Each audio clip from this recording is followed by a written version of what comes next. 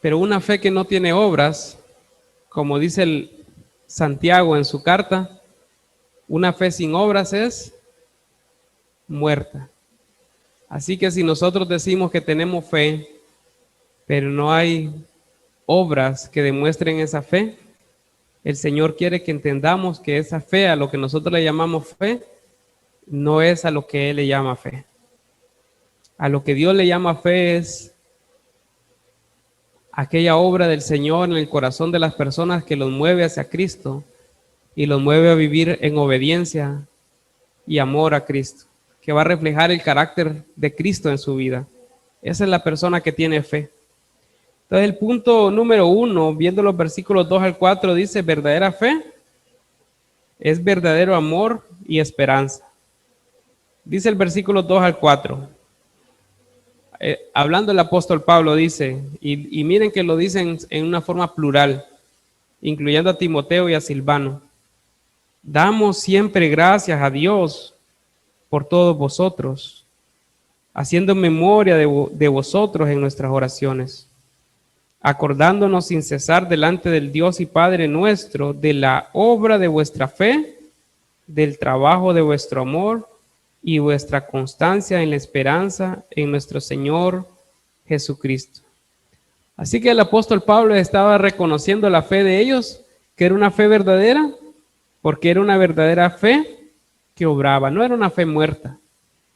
Es decir, la iglesia de Tesalonicenses, a pesar de que solo había sido instruido inicialmente por un mes por el apóstol, desde el principio empezaron a dar pasos de obediencia. Desde el principio empezaron a mostrar que Dios cambiaba, que es capaz de cambiar el corazón de las personas. Desde el principio el Espíritu Santo empezó a obrar en ellos de tal manera que les mostró que no podían seguir viviendo la misma vida. Una fe que se evidenciaba también por el amor que tenían y por la constancia, dice, que tenían en la esperanza. ¿Saben? Estos hermanos estaban alentados en sí mismos. ¿Saben por qué? Porque cuando el apóstol predicó el Evangelio tiene la característica de que nos señala nuestro pecado, nos habla del terrible fin que nosotros tendríamos si no tenemos una relación personal con Cristo, pero a la vez nos da la esperanza de saber que nuestro Señor Jesucristo hizo todo lo que era necesario para presentarnos justos delante del Señor, como un acto de amor. Entonces, la fe verdadera es una fe que me va a llevar a vivir conforme al amor de Cristo y me va a llevar a tener una esperanza viva. ¿Saben? Yo cada día, la fe en Cristo me lleva cada día a tener esperanza.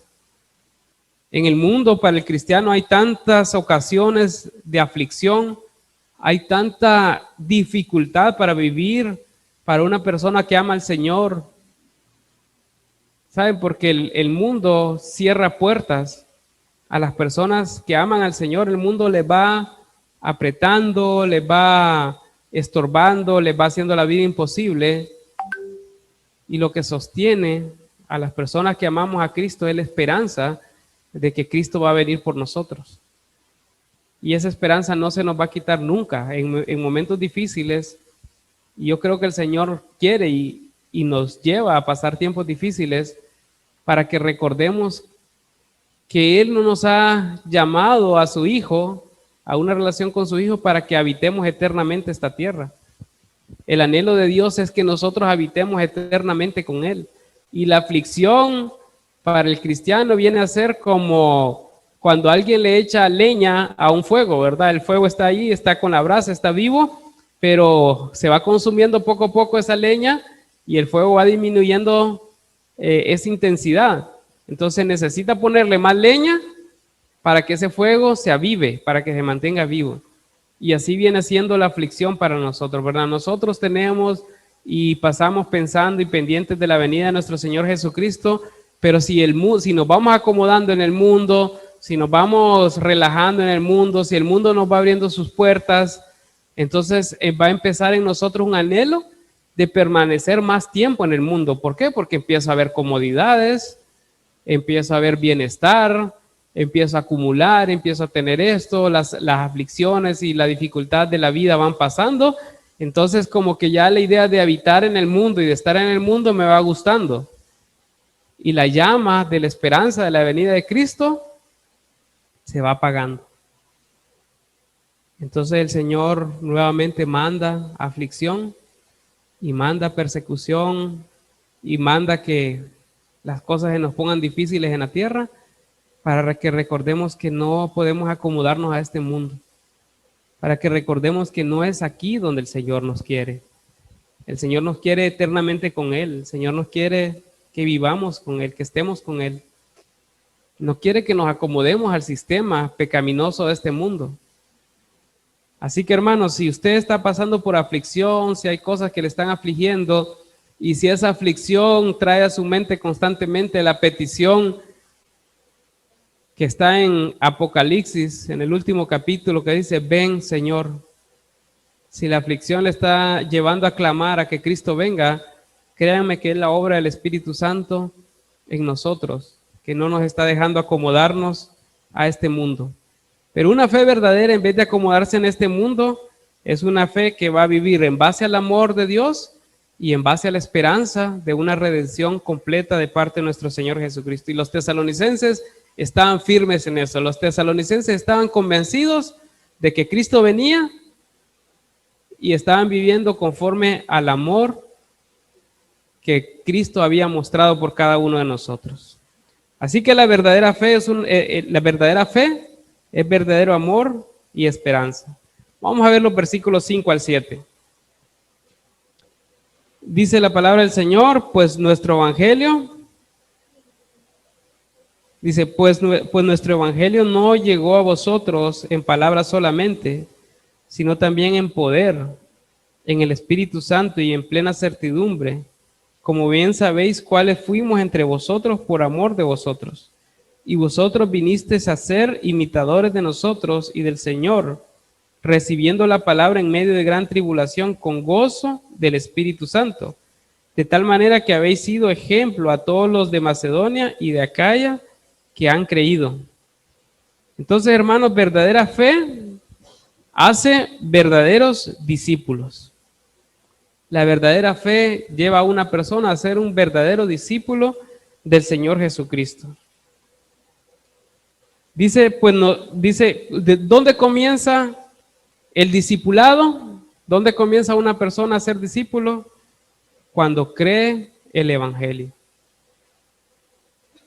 Creer el Evangelio quiere decir creer todo lo que el Señor dice sobre nuestra condición, sobre nuestro futuro, sobre la obra de Cristo, sobre el amor de Cristo, sobre el pago de nuestros pecados, sobre la ira de Dios que va a venir sobre aquellos que han rechazado a Cristo. Eso es creer el Evangelio. Y decía Pablo que nuestro Evangelio no llegó a vosotros en palabras solamente, sino también en poder, en el Espíritu Santo y en plena certidumbre. De repente cuando dice llegó en poder, nosotros nos imaginamos eventos milagrosos, como a veces algunos predicadores suelen presentar que van a ser cruzadas de milagros y cosas así. Pero el poder más grande del Evangelio es que puede tomar a una persona que está muerta en delitos y pecados y puede hacer que ese muerto viva. Ahí está la manifestación más grande del poder del Evangelio. Toda persona sin Cristo está muerta en delitos y pecados. Y por medio de la predicación del Evangelio, de una forma que nosotros no podemos comprender, el Evangelio, el poder de Dios del Evangelio, obra de tal manera que esta persona pasa de muerte a vida. Y no solo pasa de muerte a vida, sino que pasa de ser un esclavo de Satanás a ser un siervo de Dios. Y no solo eso, sino que nos pasa de ser criaturas de Dios a ser llamados hijos de Dios. El poder del Evangelio no tiene que ver con fenómenos sobrenaturales. El poder del Evangelio tiene que ver con aquello que de ninguna manera ni la ciencia, ni ninguna arte mágica, ni ninguna arte sobrenatural puede hacer. El poder del Evangelio es que es capaz de dar vida a aquellos que estaban muertos.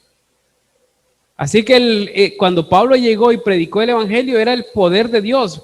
En el libro de Romanos capítulo 1, Pablo decía, porque no me avergüenzo del Evangelio, porque es poder de Dios para salvación para todos los que creen, ¿verdad? ¿Por qué no se avergonzaba Pablo del Evangelio? Porque es poder de Dios para salvación. Entonces, cuando una persona cree, ese poder del Evangelio le pasa de muerte a vida, le pasa de esclavitud a la libertad, le pasa de ser una criatura a ser un hijo de Dios. ¿Saben, hermanos? El poder del Evangelio es más de lo que nosotros nos podemos imaginar y de lo que nosotros podemos comprender. ¿Cómo una persona muerta puede llegar a tener vida? No lo podemos entender, no lo podemos explicar, pero el Evangelio tiene ese poder, porque en Cristo está el poder. Cristo mostró su poder de varias maneras, pero uno de los ejemplos más claros del poder de Cristo para pasar a alguien de muerte a vida fue cuando obró un milagro en la vida de Lázaro.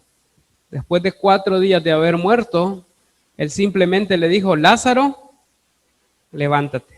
No tuvo que andar peleando, ni esforzándose, ni haciendo ademanes, ni nada de eso, ni gritando. Simplemente le dijo, Lázaro, levántate, sal fuera. Y Lázaro salió de esa tumba. ¿Por qué? Porque él quería que supiéramos que el poder de la vida está en él. Pero aún, hermanos, el cuerpo físico, la ciencia está creciendo tanto que han hecho tantas cosas con el cuerpo físico y el Señor lo está permitiendo, porque también así crece el Evangelio. Pero saben que la ciencia puede hacer lo que sea con el cuerpo físico, no puede darle vida al alma, no puede dar vida espiritual. Solo el Evangelio puede pasar a una persona de muerte espiritual a vida eterna. Eso es lo que hace el Evangelio.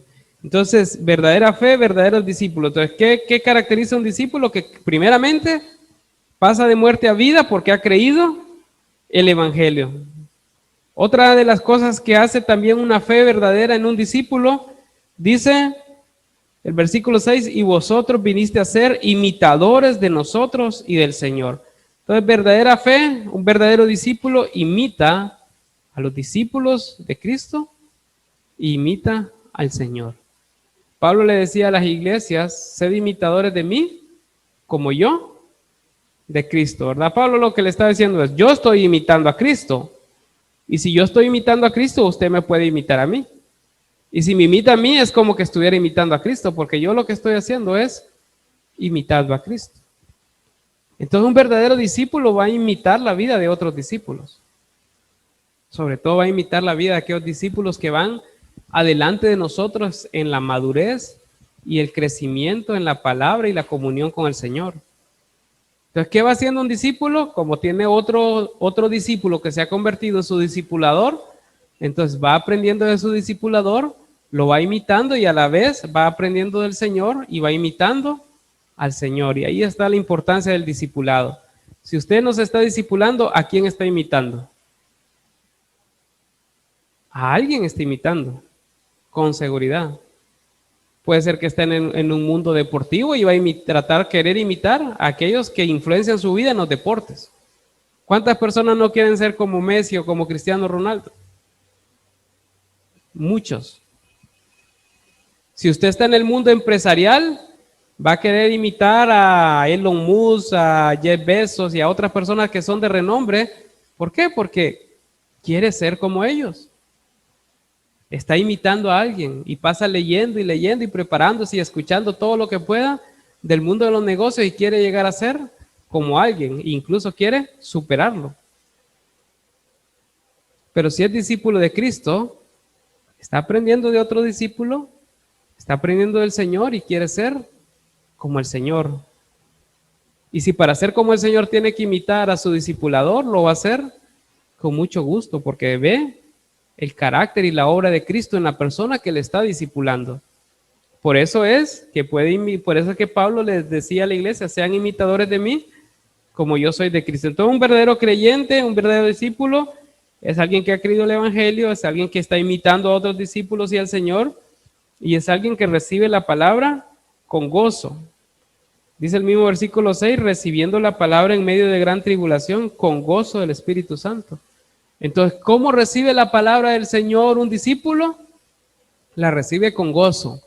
Ahora, ¿recibe la palabra con gozo cuando las cosas están bien? Dice que recibieron la palabra con gozo, ¿en medio de qué? En medio de gran tribulación. Recibieron la palabra en medio de gran tribulación con gozo del Espíritu Santo. Hermanos, cuando las cosas van mal, cuando Dios está obrando de tal manera que anhelamos la venida de Cristo, el Espíritu Santo nos va a llevar a recibir la palabra con más gozo que nunca. Si no es un discípulo, se están poniendo mal, lo que menos va a desear es la palabra del Señor. Incluso es posible que llegue a culpar al Señor por las cosas que le estén pasando. Pero si somos discípulos de Cristo, vamos a anhelar más la palabra en tiempos de crisis. Vamos a anhelar más su palabra. En vez de alejarnos, nos vamos a acercar. Vamos a desear más la palabra y vamos a desear más entender y conocer al Señor que nos amó, al Señor que dio su vida por nosotros. Y por medio de su palabra vamos a querer conocer por qué, cómo es su carácter y por qué es que Él permite y está obrando de tal manera en nosotros que nos pone en aflicciones y en persecuciones y en tribulaciones y en muchas cosas difíciles que podamos estar pasando. Entonces, esa verdadera fe, ese verdadero discípulo, aparte de recibir la palabra con gozo, también se vuelve ejemplo, hermano. Dice el versículo 7, de tal manera que habéis sido ejemplo a todos los de Macedonia y de Acaya que han creído. Entonces, ¿quiénes fueron los que se convirtieron en ejemplo? Los hermanos de la iglesia de Tesalónica. ¿Cuánto tiempo trabajó Pablo en la iglesia de Tesalónica? Un mes. ¿Qué quiere decir, hermanos? No necesitamos mucho tiempo para llegar a ser ejemplo. Lo que necesitamos es ser discípulos verdaderos. De repente usted piensa que necesita que pasen los años, crecer y estudiar un montón de cosas para comenzar a ser ejemplo, pero no, hermanos. Si usted aprende un principio bíblico y lo empieza a vivir, lo vive para el Señor, es fiel en eso que ha aprendido el Señor, usted ya se ha convertido en un ejemplo para otros discípulos. ¿Por qué? Porque usted está mostrando obediencia, está mostrando amor, está mostrando gozo, está mostrando fidelidad, y eso es lo que nos convierte a nosotros en ejemplo. No es ejemplo el que más sabe. Hay personas que saben mucho y viven poco. Es ejemplo el que vive conforme a lo que ha aprendido de la palabra del Señor. Pero si yo sé mucho y vivo poco, no soy ejemplo. Así que, hermano, si usted no ha tenido la oportunidad de estudiar mucho la palabra del Señor, pero ha logrado estudiar un poquito y está viviendo conforme a esa palabra del Señor, usted es un discípulo de Cristo. Ahora, un discípulo de Cristo anhela conocer más. Está bien que sea ejemplo en lo poco, pero necesita crecer más para seguir siendo ejemplo en otros aspectos de la vida. ¿Qué quiere decir? Que necesitamos seguir creciendo siempre para que los que vienen atrás de nosotros, a los cuales nosotros le estamos modelando a Cristo, ellos también tengan el anhelo de crecer.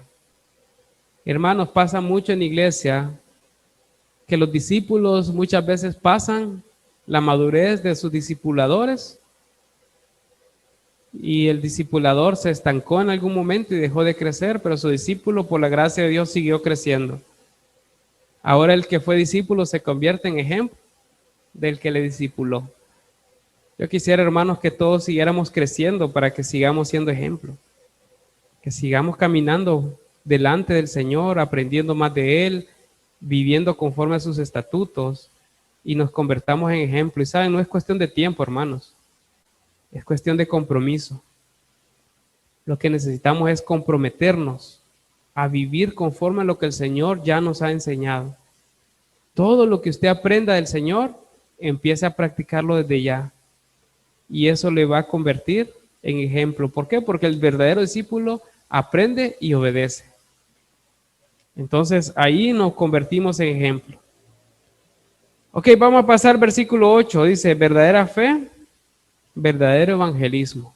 Miren lo que hacía esta iglesia, hermanos. Porque partiendo de vosotros ha sido divulgada la palabra del Señor, no solo en Macedonia y Acaya, sino que también en todo lugar vuestra fe en Dios se ha extendido, de modo que nosotros no tenemos necesidad de hablar nada.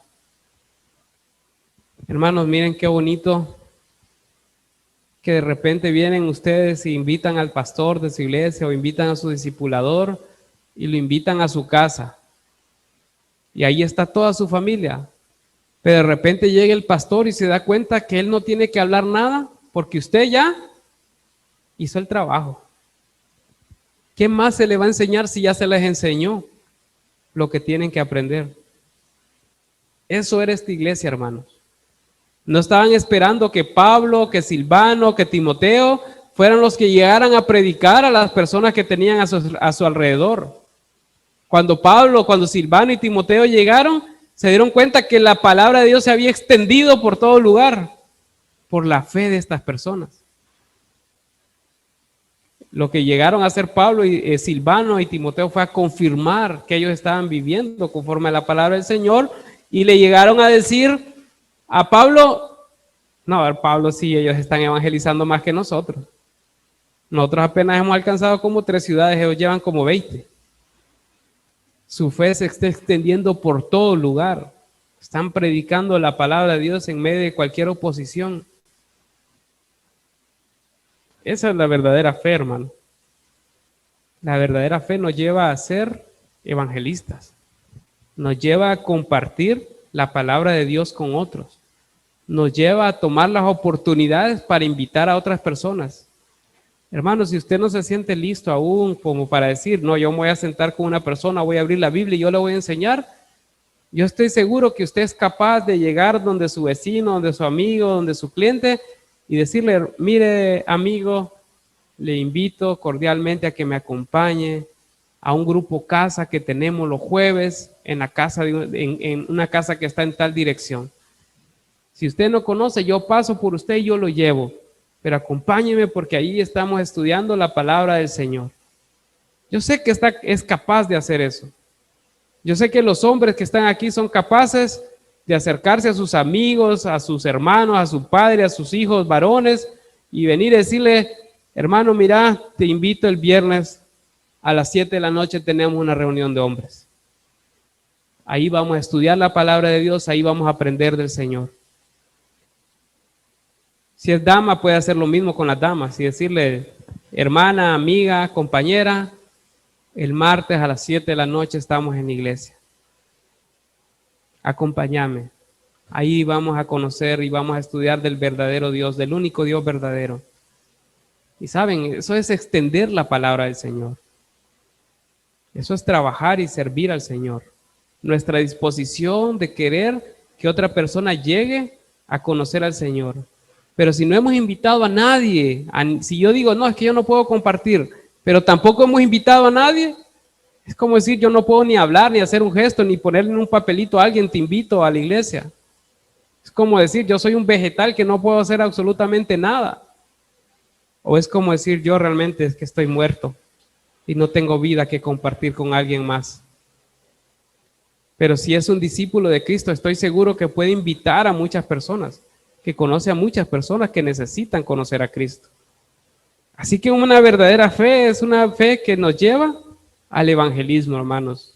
Una fe verdadera anhela compartir la fe con otras personas. Eso es lo bonito de Dios, que no nos hace mezquinos. Lo que recibimos lo queremos compartir.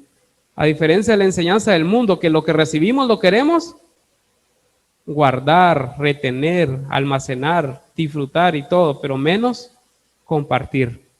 En Cristo lo que recibimos lo queremos compartir. Versículo 9 dice, porque ellos mismos cuentan de nosotros la manera en que nos recibisteis y cómo os convertiste de los ídolos a Dios para servir al Dios vivo y verdadero. Así que, hermanos, una verdadera fe es una verdadera conversión. No puede decir alguien que tiene una fe genuina si sigue viviendo exactamente igual que vivía antes de decir que ha conocido al Rey de Reyes y Señor de Señores. Si en su vida no ha empezado una conversión, si en su vida no ha empezado a dejar aquellas cosas que ya sabe que desagradan al Señor y a vivir una vida para el Señor, es necesario examinar la fe que decimos que tenemos. Porque si nuestra fe no nos lleva a una conversión verdadera, entonces no es la fe que viene de Dios. Miren lo que dice nuevamente, vamos a leer nuevamente el versículo 9. Porque ellos mismos cuentan de nosotros la manera en que nos recibisteis y cómo os convertisteis de los ídolos a Dios para servir a Dios, al Dios vivo y verdadero. Miren, esta fe, esta conversión, no es simplemente que yo deje de hacer malas cosas y empecé a hacer buenas cosas. Va más allá de simplemente identificar cosas malas y hacer cosas buenas. No es simplemente eso. Imagínense un estudiante dice, bueno, yo antes chepeaba en los exámenes, ahora no chepeo, sino que estudio y voy a los exámenes y hago lo que puedo. Eso está bien, pero muchas personas que no tienen a Cristo también hacen lo mismo. La verdadera conversión no simplemente es dejar de hacer las cosas malas y empezar a hacer las cosas correctas. Esta persona puede ser que dejó de chepear porque lo cacharon chepeando y lo sancionaron.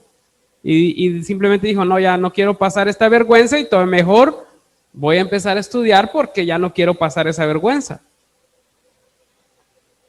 La verdadera conversión trae consigo también un anhelo por servir al Señor. Ya no es que dejo de hacer lo que desagrada al Señor para llevar una vida más recta, sino que dejo de hacer lo que desagrada al Señor porque quiero servir al Señor. Mi anhelo no es simplemente vivir una vida ordenada, mi anhelo es vivir una vida que sirva al Señor. Entonces yo empiezo, dejo mi vida pasada, dejo mi vida de pecado y empiezo a vivir una vida de servicio. Dejo de vivir para mí y vivo para el Señor, para servirle al Señor.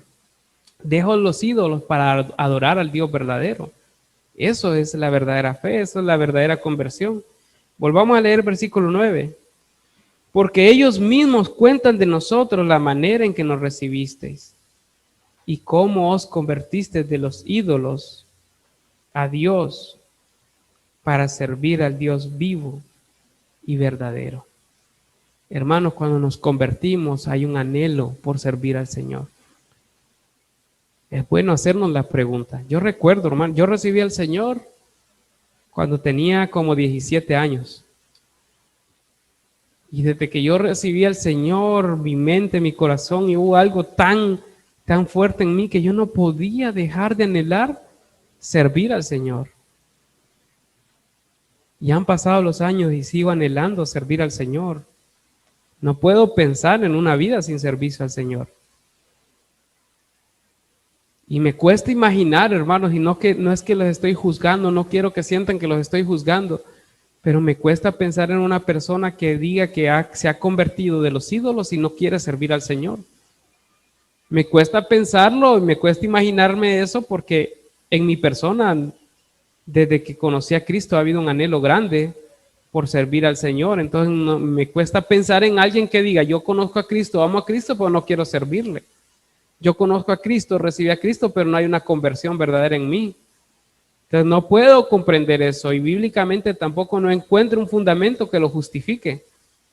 Yo lo que veo es que la persona que se convertía en discípulo empezaba una vida de amor al Señor, de devoción al Señor, de cambio personal y una vida de servicio al Señor. Y eso identificaba a esta persona como un discípulo y eso le daba testimonio a sí mismo que su fe era una fe verdadera. Así que la verdadera fe, hermanos, es una fe que trae una conversión verdadera, no una conversión falsa, no solo apariencias, hermano. Y el versículo 10 dice, y esperar de los cielos a su Hijo, al cual resucitó de los muertos, a Jesús, quien nos libra de la ira venidera. Hermanos, la verdadera fe es verdadera esperanza. La fe verdadera tiene su corazón puesto en el regreso de Cristo.